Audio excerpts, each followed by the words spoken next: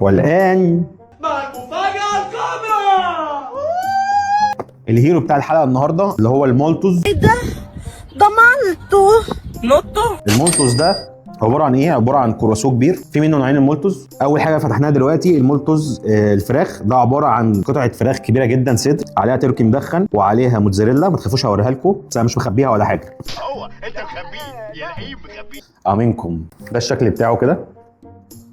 يعني كنت متوقع ان هو يبقى اصغر من كده بكتير بصراحه، بس هو حجمه ممتاز. طويل وتخين. هو طويل وتخين وكل حاجه.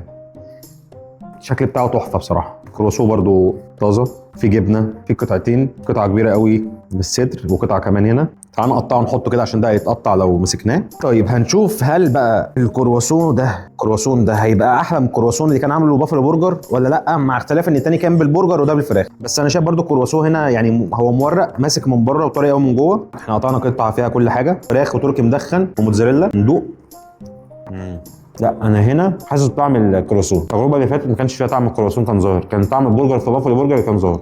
ميكس عالمي بصراحه. الكرواسون فيه العجينه كده سنه سكر مخليها طعم السندوتش حلو قوي مع الطحينه مع الفراخ، تحفه بصراحه. من الحاجات اللي انا ممكن اجربها تاني او اكيد هجربها تاني. لغايه دلوقتي التجربه حلوه جدا.